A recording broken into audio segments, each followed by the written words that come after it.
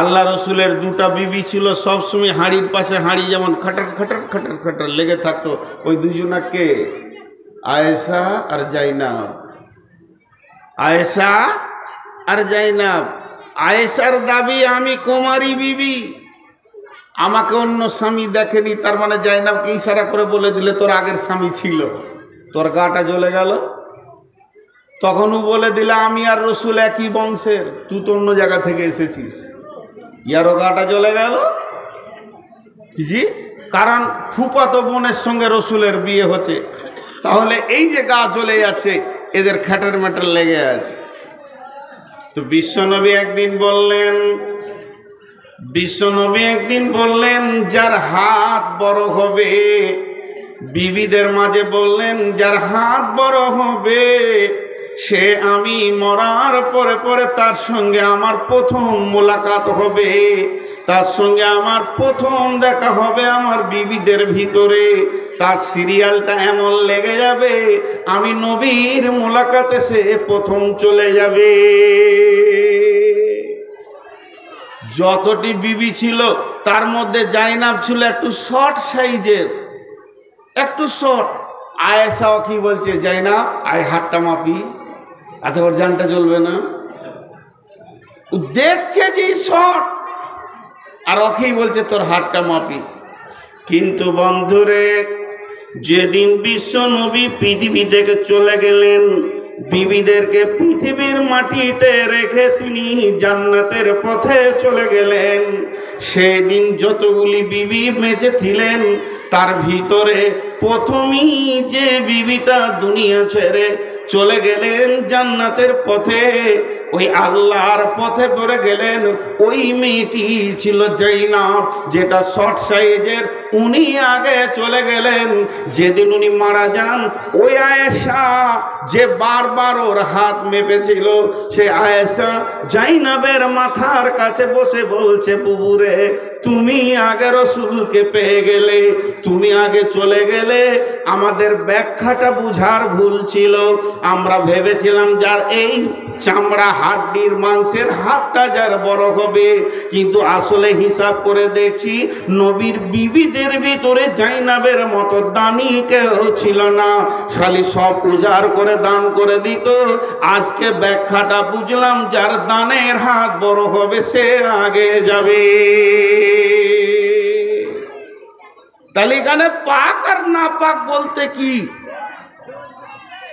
আল্লাহ তাবারাক ওয়া তাআলা বলছেন, আম্মা জান আয়েশা বলেন, ইয়া রাসূলুল্লাহ আমাকে পবিত্র হওয়া শিখিয়ে দেন, আমি তো মহিলা মানুষ, আমাকে এত সুন্দর করে পবিত্র হওয়াটা শিখিয়ে দেবেন, আমি যেন পাক হতে পারি, আমি যেন পবিত্র থাকতে পারি। তখন বিশ্বনবী বলেন, আয়েশা রে, সব থেকে বড় পবিত্র হলো রুজিকে পাক করা, রুজিকে পাক করা, হারাম থেকে নিজেকে বাঁচানো। তার কারণ হচ্ছে শরীরে যদি ময়লা লেগেও যায়, সাবান দিয়ে ধুলে পাক হয়ে যাবে।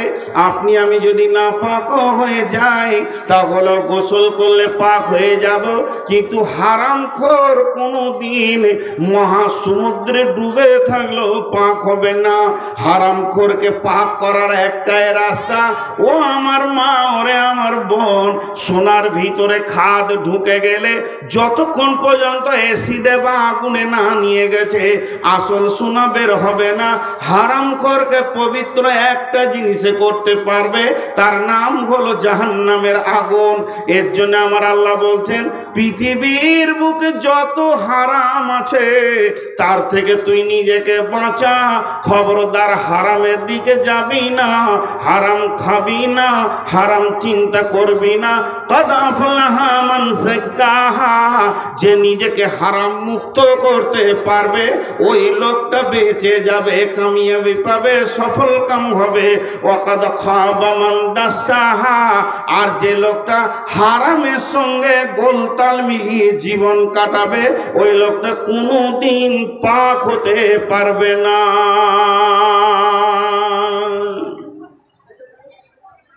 কথাটা বোঝাতে পারলাম? আরে হ্যাঁ না বলে না? সুদ খোয়া হালাল না হারাম? হালাল। মাশাআল্লাহ, এই গাঁয়েই বাস করবো রে ভাই। আপনি এগুলো শিখাচ্ছেন নাকি? দেখেন ভালো মৌলবি পেয়েছেন আপনারা। সুদ খোয়া, সুদ খোয়া হারাম। তো সব থেকে বড় সুদখোরের নাম হচ্ছে হযরতে আব্বাস রাদিয়াল্লাহু তাআলা আনহু, রসুলের নিজের চাচা। আরবে এত বড় সুদখোর আর কেউ ছিল না, বুঝছেন? কিন্তু হযরতে আব্বাস যখন কালেমা পড়লেন, নিজেকে পবিত্র করতে গেলেন, রাসূলুল্লাহ সাল্লাল্লাহু আলাইহি সাল্লামের কাছে তৌহিদের পানিতে গোসল করতে গেলেন, তো উনি আল্লাহ রসুলের কাছে কালেমা পড়লেন, আশহাদু আল্লা ইলাহা ইল্লাল্লাহু ওয়া আশহাদু আন্না মুহাম্মাদান আবদুহু ওয়া রাসূলুহু। কালেমা পড়া হয়ে গেল। কালেমা যে শেষ হয়ে গেল, বিশ্বনবী ঘোষণা দিয়ে দিলেন, ও আরবের মাটির লোক, আমার চাচা এতদিন বেঈমান ছিল, সে সুদের ব্যবসা করেছে, আজকে সে কালেমা পড়ে নিয়েছে, আর আমার চাচা সুদ খাবে না, এমন গোসল করেছে, আর ময়লার সঙ্গে নিজেকে মিশাবে না। অতএব তোমরা যারা আমার চাচার কাছে টাকা ধার নিয়েছো সুদের উপরে, তারা আজ থেকে শুনে নাও, তোমাদেরকে আর সুদ লাগবে না, শুধু আসলটাই দিলে হয়ে যাবে। এই ঘটনা যখন বিশ্বনবী বলে দিলেন আরবের লোককে, তখন একজন দৌড়ে গিয়ে বলছে, ও আব্বাস, তুমি কি বড় লস করলে আব্বাস, তোমার ভাতিজা, তোমার ভাইপো, তোমার ভাস্তা এমন ঘোষণা করে দিল মজলিসে, আমার চাচার আর সুদের টাকা লাগবে না, তোমার তো লাখ লাখ টাকা লস হয়ে গেল। হযরত আব্বাস যে ঘোষণা দিতে, ও আরবের লোক শোনো, মক্কার লোক, মদিনার লোক শোনো, আমি এতদিন বেঈমানি জগতে ডুবেছিলাম, মুশরিকের চেম্বারে ডুবেছিলাম, এত জঘন্য জায়গায় ডুবেছিলাম, ওই জন্যে আমার হাতে পায়ে যেমন পায়খানা পেশাব লাগে, সুদ মদ সবই লেগেছে। আজকে আমি তৌহিদের পানিতে গোসল করে নিজে পবিত্র হয়ে গেছি, আর আমার গায়ে ময়লা নাই, এক তিল ময়লা নাই, আমি পরিষ্কার হয়েছি। আমার ভাতিজা আমাকে পরিষ্কার করে দিয়েছে, পূর্বের গুনাহ আমার মাফ হয়ে গেছে, আমার গায়ে একটা কলঙ্কের দাগ নাই। তো আমি আল্লাহ পেয়েছি, রসুল পেয়েছি, পবিত্র দিন পেয়ে গেছি।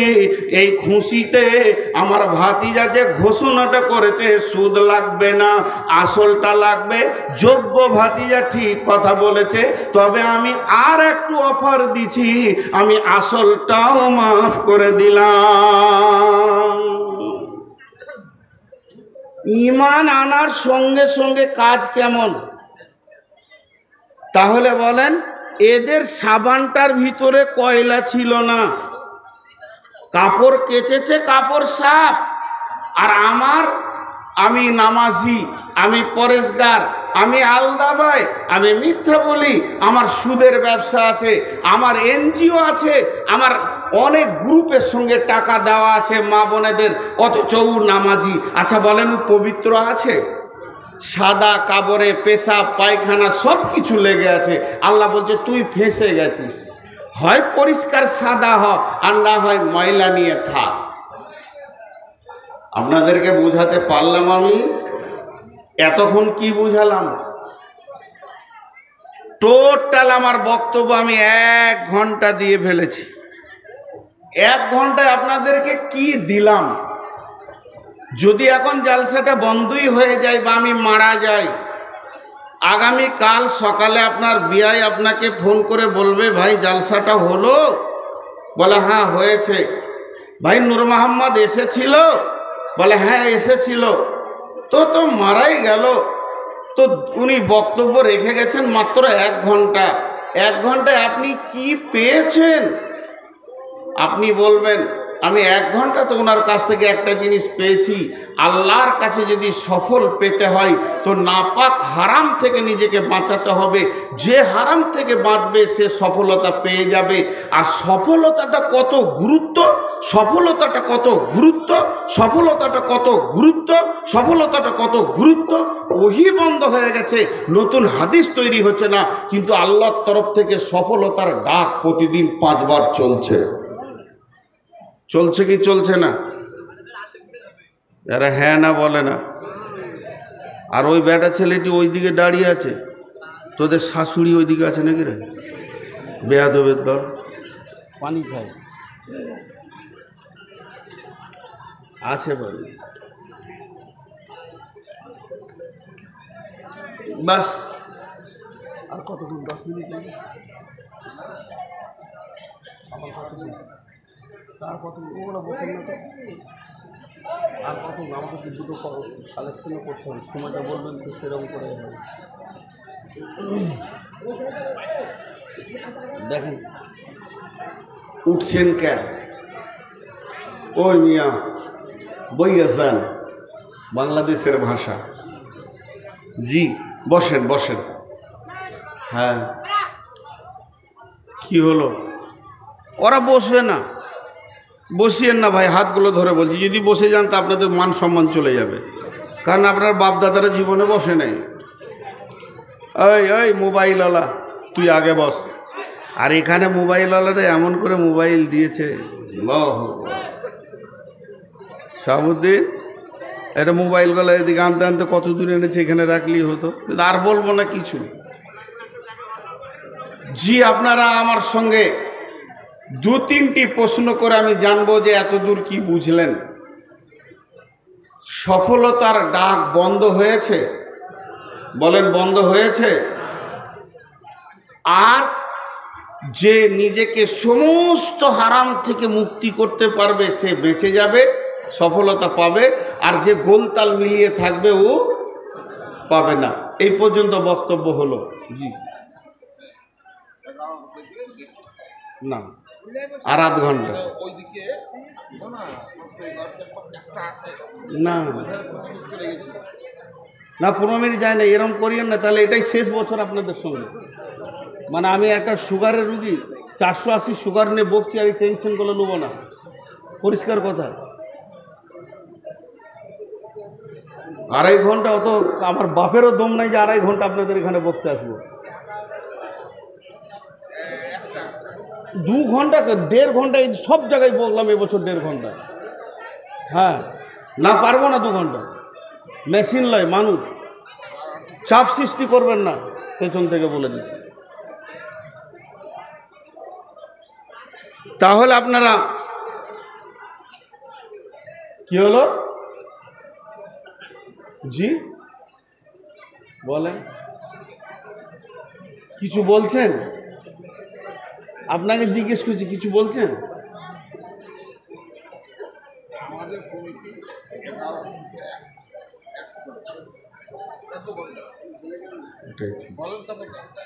আচ্ছা আপনারা বসেন, সকলে একবার বলেন সুবহানাল্লাহ, আলহামদুলিল্লাহ, ওয়ালা ইলাহা ইল্লাল্লাহ। তো এতদূর যা বকলাম সফল অসফলের কথা বললাম। তাহলে আমরা সকলেই নিয়ত করি সফলতা লিব ইনশাআল্লাহ।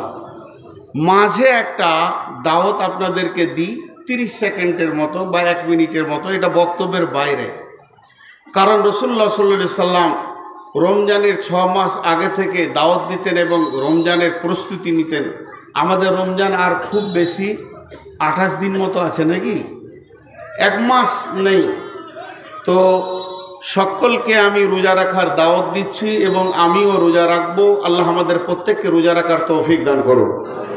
রোজা রাখবো ইনশাআল্লাহ। জোরে বলেন ইনশাআল্লাহ। স্বতঃস্ফূর্তভাবে খুশিতে রোজা রাখবো ইনশাআল্লাহ। যে রোজা রাখবেন না হাত তুলেন।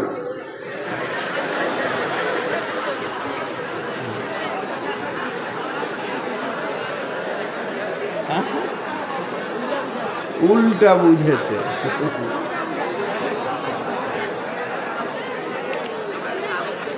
জি ইনশাআল্লাহ রোজা রাখবো। বাস এটাই আমার ছিল আপনাদের কাছে রোজার দাওয়াত। আপনারা আমার জন্য দোয়া করবেন যেন আমি সুস্থ হালে ভালোভাবে রোজা রাখতে পারি। আপনাদের জন্য আমি দোয়া করবো যেন আল্লাহ আমাদের প্রত্যেককে সুস্থ হালে সুন্নতে রসুলের উপরে আমার নবী যেমন করে রোজা রেখেছেন ওইরকম রোজা রাখার তৌফিক দান করুন, আল্লাহুম্মা আমিন। এবার আল্লাহ কি বলছেন আমার হাতের দিকে তাকাবেন সকলে। বিসমিল্লাহির রহমানির রহিম। আলিফ লাম মিম যালিকাল কিতাবু লা রাইবা ফীহি হুদাল লিল মুত্তাকিন আল্লাযীনা ইউমিনুনা বিল গায়বি ওয়া ইউকিমুনাস সালাতা ওয়া মিম্মা রাযাকনাহুম ইউনফিকুন والذين يؤمنون بما أنزل إليك وما أنزل من قبلك وبالآخرة هم يوقنون।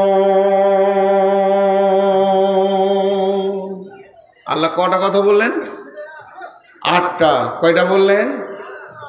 সবাই বলি কয়টা বললেন? 8টা। 8টা কথা বলার পর আল্লাহ কি বলছে দেখেন, উলাইকা আলা হুদাম মির রাব্বিহিম ওয়া উলাইকা হুমুল মুফলিহুন।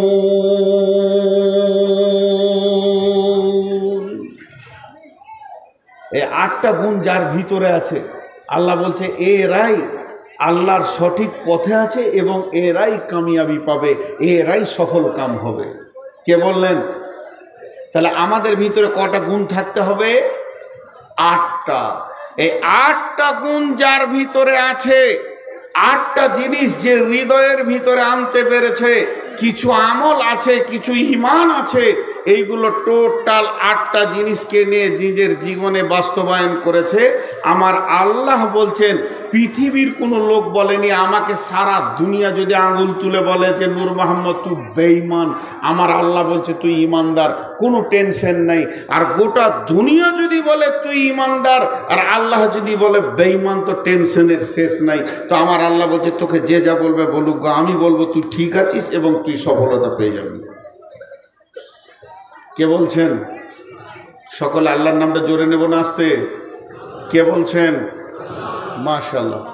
এবার 8টা গুণিয়ে দিই আপনাদেরকে। আলিফ লাম মিম, এগুলো হরফে মুকাত্তা, এগুলো কাটা কাটা হরফ। এক একটা অক্ষরে 10টা করে নেকি আছে।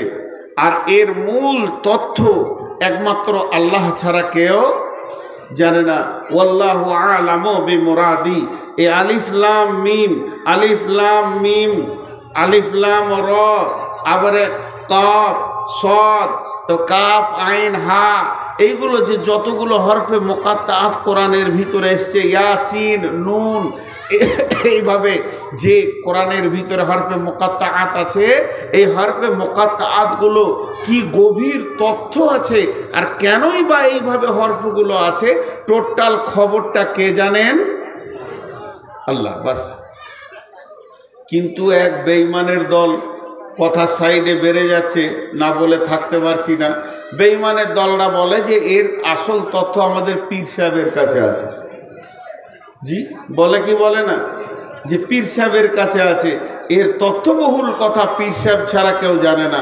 পীর সাহেব নিজেই জানে না যে ও কোন অবস্থায় আছে, আবার ইয়ার তথ্য কথা বলবে। জি, এর কোরআনে মহাসত্যের ভিতরে মহা সংশয়কে আল্লাহ রেখেছেন। আল্লাহ যতটা আমাদের প্রয়োজন অতটা দিয়ে দিয়েছেন, বাকিটা নিজের হাতে কন্ট্রোলে রেখেছেন। এর জন্য এর খবর আল্লাহ জানেন। এরপরে চলেন, যালিকাল কিতাবু লা রাইবা ফীহি, যালিকাল কিতাবু লা রাইবা ফীহি যদি তোমাকে সফলতা নিতে হয়, যদি হাসরে বাঁচতে হয়, কবরে বাঁচতে হয়, প্রথম নম্বরে তোমাকে জানতে হবে এই কিতাবটার মধ্যে কোনো সন্দেহ নাই। এই জিনিসটা যতক্ষণ তুমি না জানবে, তোমার আমলের জিন্দেগিটাও ঠিক হবে না। কোরআনের ওপরে সন্দেহ রাখার পর তুমি নিজেকে সফলতা আনতে পারবে না। আল্লাহ তাবারাক ওয়া তাআলা বলছেন, লাইসাল বিররা আন তুওয়াল্লু উজুহাকুম কিবালাল মাশরিকি ওয়াল মাগরিবি ওয়ালাকিন্নাল বিররা মান আমানা বিল্লাহি ওয়াল ইয়াউমিল আখিরি ওয়াল মালাইকাতি ওয়াল কিতাবি ওয়ান নাবিয়িন। শুধু পূর্ব পশ্চিমে সুর মাথা ঠোকার নাম ইমানদারি নয়। যদি তুমি প্রকৃত ইমানদার হয়ে নিজেকে বাঁচাতে চাও, আল্লাহর ওপরে ঈমান আনো, আখিরাতের ওপরে ঈমান আনো, ফেরেশতার ওপরে ঈমান আনো, কিতাবের ওপরে ঈমান আনো। যে কিতাবটা 100-তে 100 ঠিক। আসমান থেকে যত কিতাব এসেছে সমস্ত কিতাব সত্য, সমস্তগুলি আল্লাহর পাঠানো। কিন্তু সমস্ত কিতাবের ভিতরে 4টা হলো মেন, তাওরাত, ইনজিল, জবুর, কোরআন। আর এর ভিতরে কোরআন হলো সলিড কিতাব, যার পরে আর কোনো কিতাব আসবে না।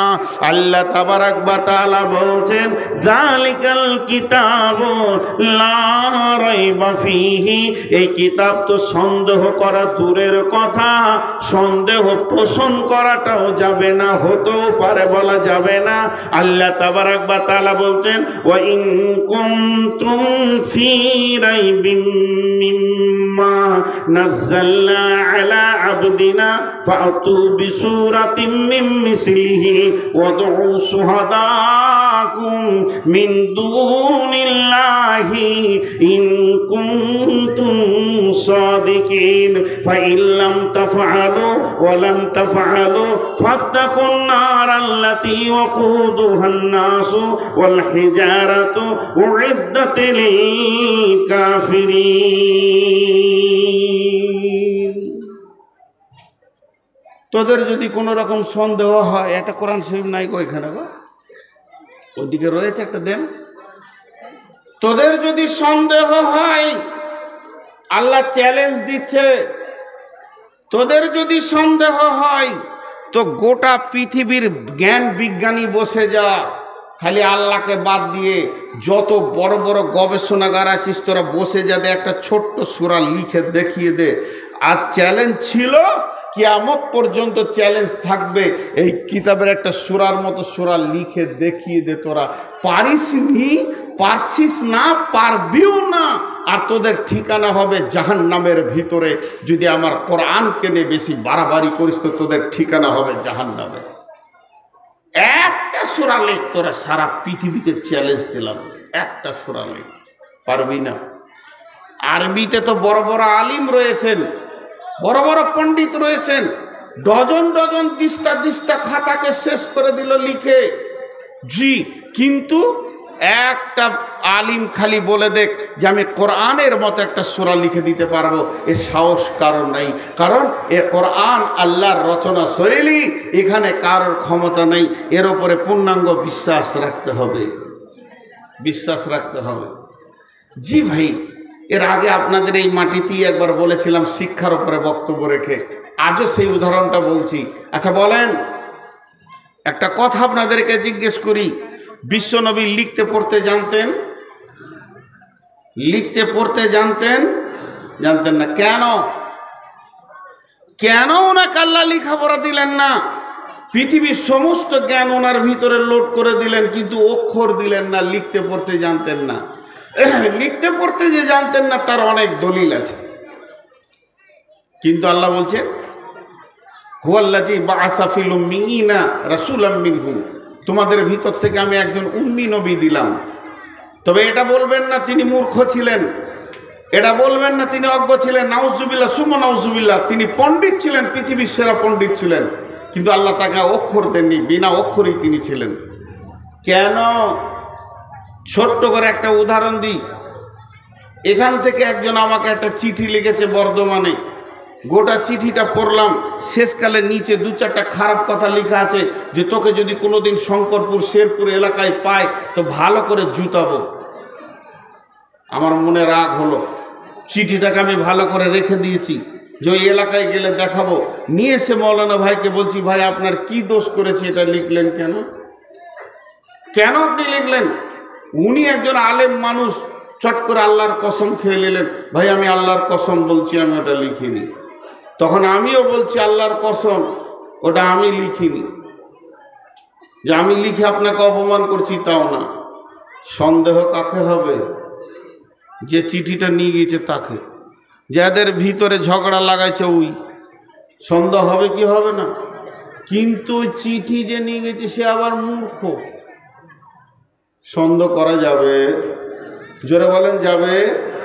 তা আল্লাহ তাবারাক ওয়া তাআলা বলছেন এই মহা সত্য চিঠিটা রে আমার গোলাম ও আমার বান্দা বান্দি, তোদেরকে আমি দিয়ে পাঠালাম, তোদের কাছে আমি পৌঁছালাম, কিন্তু যাকে আমি পিয়ন বানালাম তাকে মূর্খ করে দিলাম। এই জন্যে পৃথিবীর কেউ বলবে না যে নবী মুহাম্মদ সাল্লাল্লাহু আলাইহি সাল্লাম দু কলম লিখে দিয়েছে।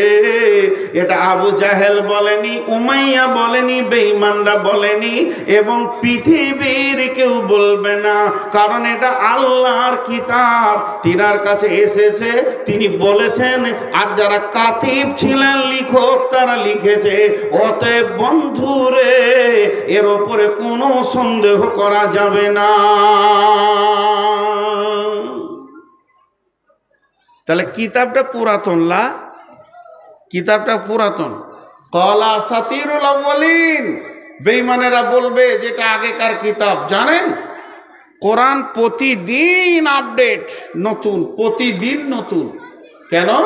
আল্লাহ বলছেন বিসমিল্লাহির রহমানির রহিম, ফিহা কুতুবুন কাইয়্যিমা, ফিহি কুতুবুন কাইয়্যিমা লাম ইয়াকুনিল্লাযীনা কাফারু মিন আহলিল কিতাবি ওয়াল মুশরিকিনা মুনফাক্কিনা হাত্তা তাতিয়াহুমুল বায়্যিনা রাসূলুম মিনাল্লাহি ইয়াতলু সুহুফাম মুতাহহারা ফিহা কুতুবুন কাইয়্যিমা। এটা হলো প্রতিষ্ঠিতমূলক কিতাব। এটা এমন কিতাব যেদিন জন্ম নিয়েছে রসুলের জামানায় যে পাওয়ারটা ছিল, যে ক্ষমতাটা ছিল, একই ক্ষমতা আজও আছে। আর যেদিন পশ্চিম দিকে সূর্য উঠে পৃথিবী ধ্বংস হবে সেই দিনও একই ক্ষমতাতে থাকবে। এর আশ্রয়ে এর কাছে যদি কেউ হেদায়েতের উপকরণ নেয়, যেমন উমর আবু বকরকে রাস্তা দেখিয়েছেন ওই রকম আজও আমাদেরকে রাস্তা দেখাবে। অতএব এটা প্রতিষ্ঠিতমূলক কিতাব। আল্লাহ তাবারাক ওয়া তাআলা বলছেন কিতাবটার উপরে তুমি 100তে 100 বিশ্বাস আনো, কোনো রকম সন্দেহ করবে না। জালিকাল কিতাবু লা রাইবা ফীহি। এবার 2 নম্বরে বলছেন হুদাল লিল মুত্তাকিন, যে ভীতু হবে, আল্লাহকে ভয় করবে, এই কিতাব তাকে আল্লাহর রাস্তা দেখাবে। কিতাবকে প্রশ্ন করেন তুমি এসেছিলে কখন আর কেন এসছো? কিতাব উত্তরে বলবেন বিসমিল্লাহির রহমানির রহিম, শাহরু রমাযানাল্লাযী উনজিলা ফীহিল কুরআনু হুদাল লিন্নাস। আমি রমজান মাসে এসেছি, রমজান মাসে নাজিল হয়েছি, রমজান মাসে আসতে শুরু করেছে। আমি এসেছি কেন না মানুষকে হেদায়েত দিব, এটা নয়, হেদায়েতের রাস্তা বলে দিব। হেদায়েতের মালিক হলেন আল্লাহ।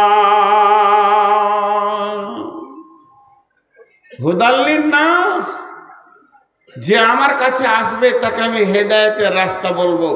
কিন্তু হেদায়েত পাবে কে? আল্লাহর ভয় যার দিলে আছে, যার দিলে ভয় নাই সে হেদায়েত পাবে না। এর জন্য আল্লাহ বলছেন হুদাল্লিল মুত্তাকিন। আমাদের দ্বিতীয় গুণ, আমাদেরকে ভীতু হতে হবে। প্রথম নম্বর গুণ হচ্ছে কোরআনের বিশ্বাস রাখতে হবে, আর দ্বিতীয় নম্বর গুণ হচ্ছে আমাদেরকে হেদায়েত নিতে গেলে আল্লাহর ভয় থাকতে হবে। এবার একটা উদাহরণ দিব।